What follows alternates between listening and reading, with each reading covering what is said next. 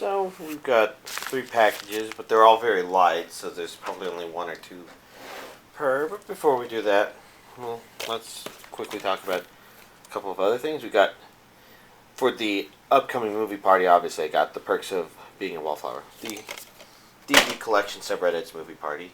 We'll very quickly see that I got this another Adult Source Media scene compilation CD, and I'll save this third thing until I've opened all of these.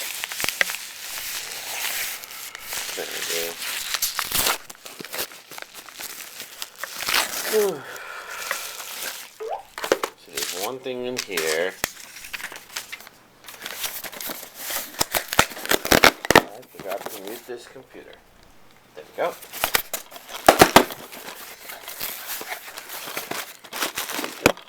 Two things in here. And in this giant box, probably another 2 things.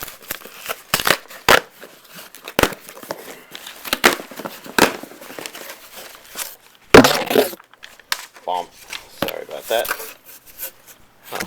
I can see the red light on the box when I do that. I guess you could say I'm sleepy enough to be a little easily amused. So, how to go about talking about this? Let's begin with Phi-Brain Puzzle of God Season 1 Collection 2, which has been either delayed or just seriously understocked on Amazon. I should probably do some work to figure out which, because this seems to be a common trend, especially with this series. In fact, don't I have Collection 2? Oh, hello, loose disc. Looks like it's fine. It's been so long I don't even remember which 2 artworks those would be. Tari Tar. I don't know much about this series.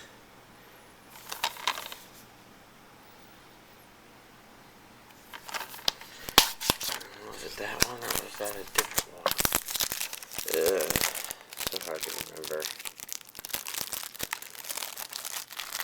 But we're just going to open it up and take a look. I guess it's good to check the back, verify that the audio is Japanese only, because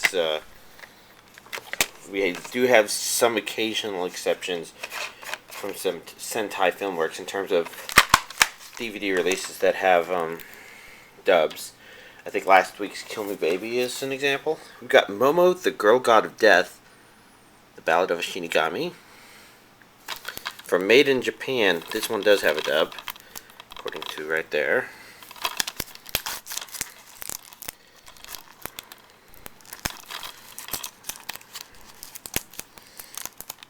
Oh dear. The plastic fell apart right there, so I couldn't grab it. Oh.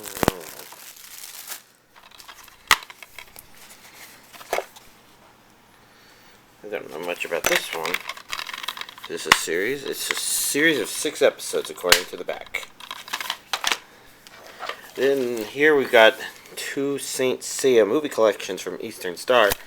These ones came in a separate package because I was a little late in ordering them. Basically, by a little late, I mean like normally I pre-order everything for a month during the halfway point of the previous month. So like, I don't know, back on the 14th or the 15th of this month, I ordered all my July stuff. I think I probably mentioned last week I had done that. Oh, I shouldn't have thrown that away. We actually got the tape on top. But this one I think appeared afterwards. Either that or if it was listed, it wasn't listed on Amazon under anime, so I didn't catch it. Normally, if something isn't listed on Film Aficionado, I pick it up by looking at the Amazon listing. Sometimes I look in the TRSI listing and miss stuff. I think I mentioned before that, I think I might have mentioned last week that Raijino Volume 5... Oh, no. That probably happened within the past week. So I'll talk about that shortly. Let's just finish opening these Saint Seiya DVDs. These are basically movie collections. And so you got 2 volumes, each with 2 movies. Kind of curious what the insides will be like. I suspect that it's probably 2 movies a disc.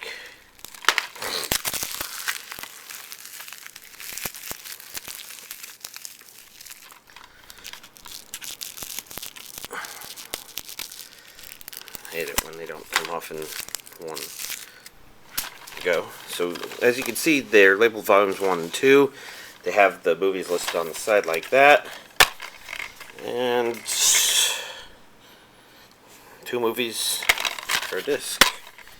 Kind of in a, just like that. Yeah, so I still pre-ordered this. I'm trying to think if somebody gave me the heads up. Oh no, for this one, Film Aficionado got the listing. And checking here. Whew. The final thing I got is the Urotsukidoji Perfect Collection. And what this is well, I'm trying to remember if this is Urotsukidoji 1 and 2 unedited or if it was just 1. I think it's the first and the second.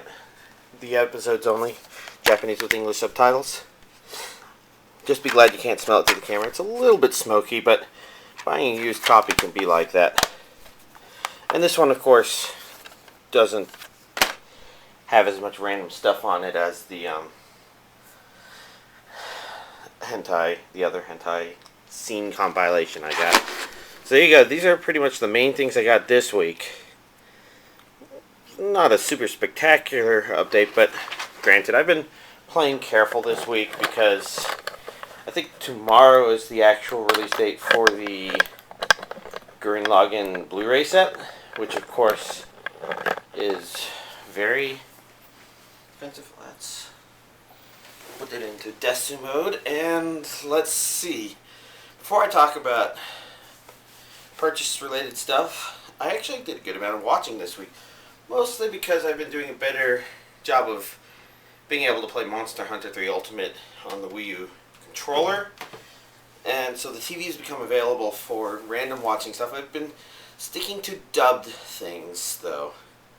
That said, there's a pretty big backlog of dubbed things. And I think I chose mostly mechas because I thought I would follow them better. And I think I did a pretty good job. But that said, it was only just like 2 series and 4 episodes of 1 series. So, to talk about those, first of all, I decided to watch Tenchi Muyo War on Geminar. Overall, I thought it was a fairly pleasant series.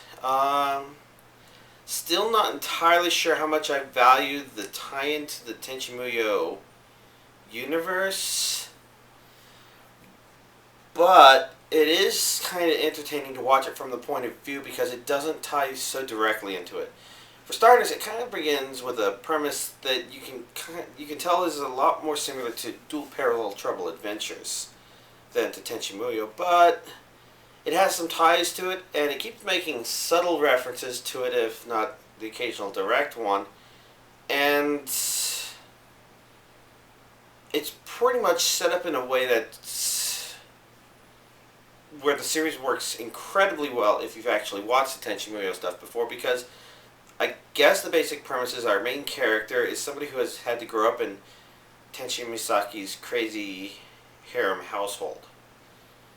And since you got such a wide variety of crazy characters, he kind of has intentionally or not picked up very important skills from just having to be there. So he's kind of like, unlike Tenchi, which this is the older Tenchi series, which this is kind of branched off of. This is one of those harem anime designed around an actually interesting main character. To the point where some of his interactions actually remind me of the school scenes from Read or Die TV. I guess I want maybe not... It's maybe not a super widely watched series, but the basic idea is that Read or Die TV is obviously a TV series based or related to Read or Die, the OVA, which some people may know as the Read or Die movie. And technically, I think Read or Die TV could be called Read or Dream, because I think that's what the manga might have been called. But all that aside, you got the OVA TV, and the TV version of that actually had an episode. I think it was probably the fourth episode where one of the characters starts going to school, and that was one of the cooler character going to school, and they're kind of a standout person sort of things that I've seen in a while. And I couldn't help but feel like Tenchi Muyo War on Gemini kind of felt similarly nice.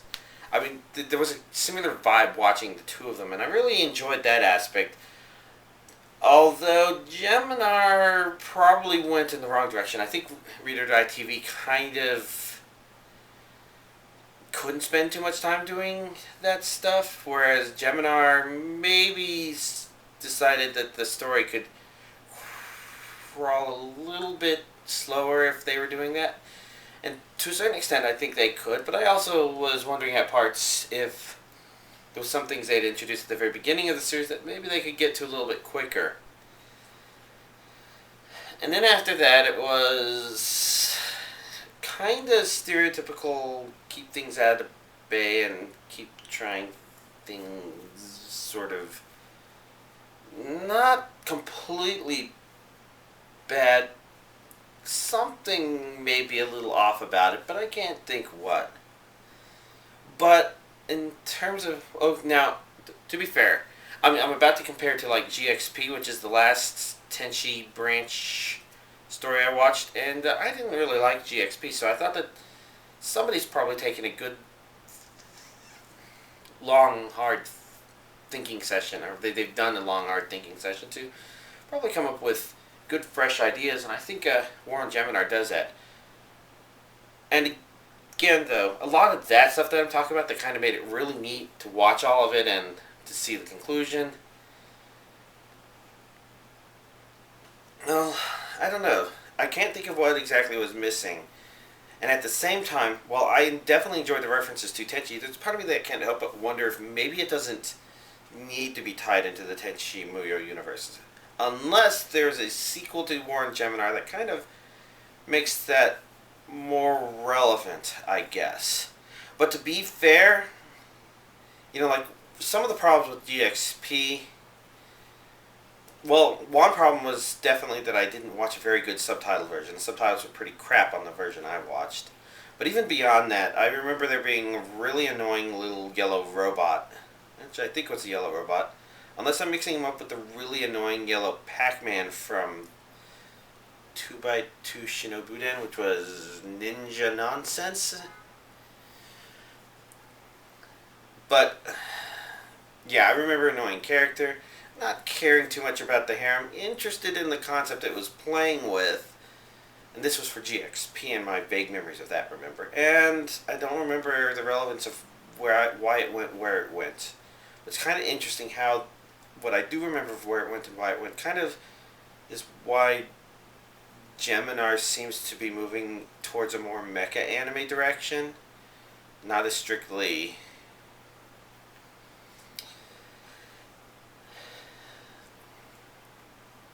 Yeah.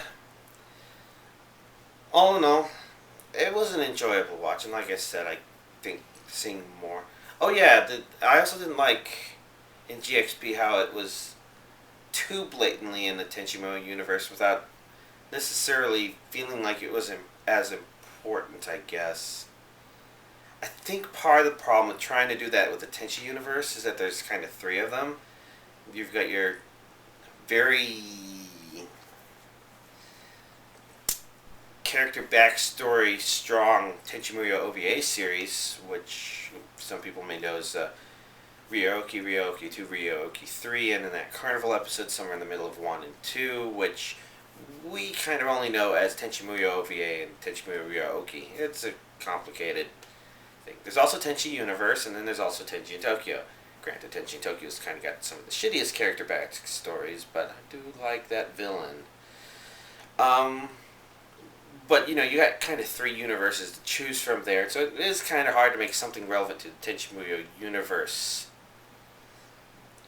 depending on which of those series you branch off of, if you tried to branch off of any of them, or if maybe there's some canon that it's branching off of, and some of those are just made up series. I don't know. I think I'm thinking about that too much. So overall, I actually enjoyed it pretty well. Again, no, I think I'm repeating myself. I should probably go on to the next series. Let's see. I watched the part 1 of Lagrange. Like I said, I was going for stuff that was dubbed. I figured some mecha stuff would probably be just about right. Slightly more action heavy than dialogue heavy. Dialogue was important though, so I had to rewind for a couple of things. But for 12 episodes of Lagrange I watched, I thought it was another very interesting mecha. Probably not on the level of Tenchimuyo War on Geminar, but I'd actually say that I enjoyed it more than Star Driver, which you might recall I kind of enjoyed Star Driver as a sort of throwback to kind of revolutionary girl Utena in mecha form. Not entirely, not as strange as Utena, of course, but kind of felt similar. Singing, setting up battles, and just some strange flashiness that goes on, and a question of just how relevant it is, which is maybe not a staple of Utena, but of a lot of transformation sequences in general, but so yeah, Lagrange I kind of enjoyed like that. It had an interesting catch to it that I hadn't caught on, and it's obviously not all of it. It's only the first season that was released a week or two ago, so I'd be looking forward to more of it. I did watch the specials as well. Those came on the Blu-ray at least. I guess I didn't check out the DVD, and they're kind of fun to watch. Not spectacular, but kind of, just fun to watch. Nice to have.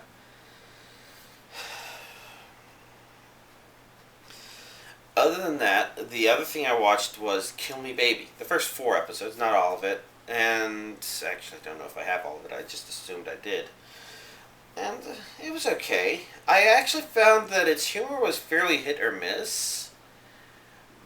But to its credit, when it does hit, it does tend to hit well.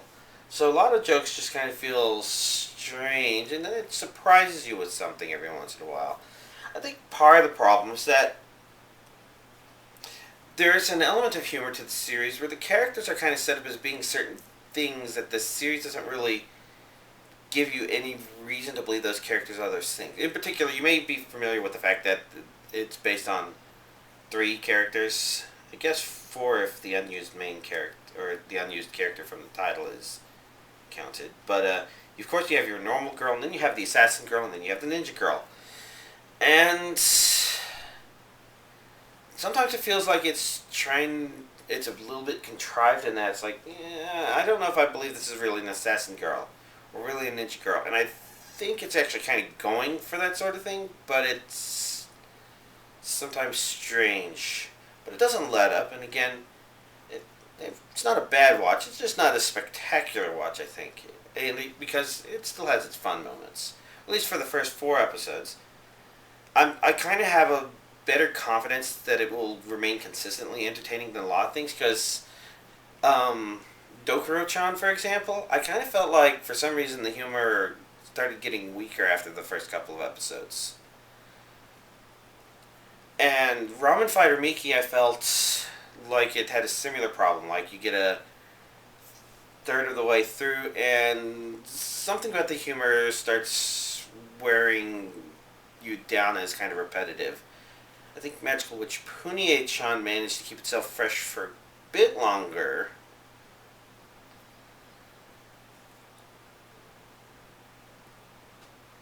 Yeah.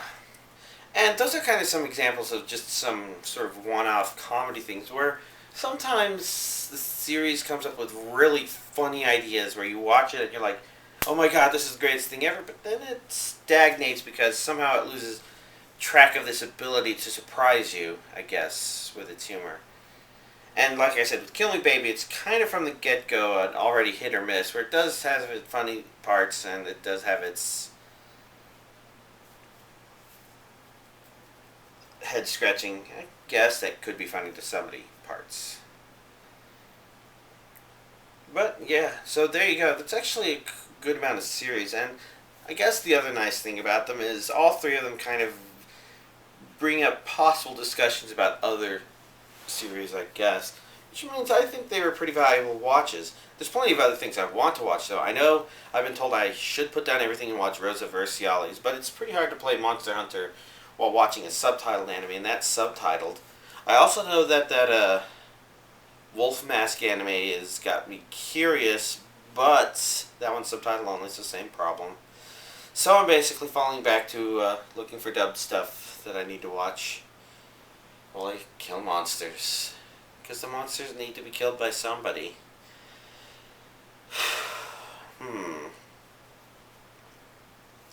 But alright, purchases. Credibility 6, another subscriber that maybe some of y'all have seen occasionally, but I think he doesn't comment as much. He mostly sends PMs when he has something interesting to mention. He brought up that listing for Zettai Ryoki Raijino, which was renamed to Matchless Raijino. The 5th volume of that one got listed. And he also said that apparently this 5th volume will be the final dubbed one, because after that, once it becomes subtitle only, they'll be able to release them on a more regular basis. Which I guess at this point, I don't know how often that would mean the releases are, but you have to get a lot more often than, well, I don't know, it feels like it's been coming out for a couple of years, even though there's only like 4 volumes out now, and the 5th one, I'm guessing coming out this week, I don't remember. Sometime soonish. And then, of course, the other big thing, of course, is that the Tengen Toppa Gurren Lagann Blu-ray set was obviously not here today. I haven't even gotten an email yet saying it's shipped. Usually I don't get those until 2 or 3 in the morning the day they ship. So, since there's 2-day shipping on that, with any luck, I think tomorrow is the official release date, and maybe that's when the right stuff ships that. And with any luck, that means that there's a really good chance it'll be in next week's update. If it's not, I guess it won't be, and maybe next week will be a kind of shitty update. Or maybe it'll be awesome because we'll also get other stuff. Isn't there an NIS release next month at the beginning? Well, I already know some things have shipped. Something that released today, but wasn't in stock at Amazon until today, and I think that's standard for Media Blaster stuff, of which I think this is. And then there's also a hentai that shipped, and this one's an actual hentai instead of these stupid scene compilation things that I've been archiving to eventually figure out what the hell they have on them. I couldn't help but think there was something else, but I guess I'm not remembering it. But yeah, here's hoping that the Gurren Lagann set arrives by next week, and I guess y'all have a nice week.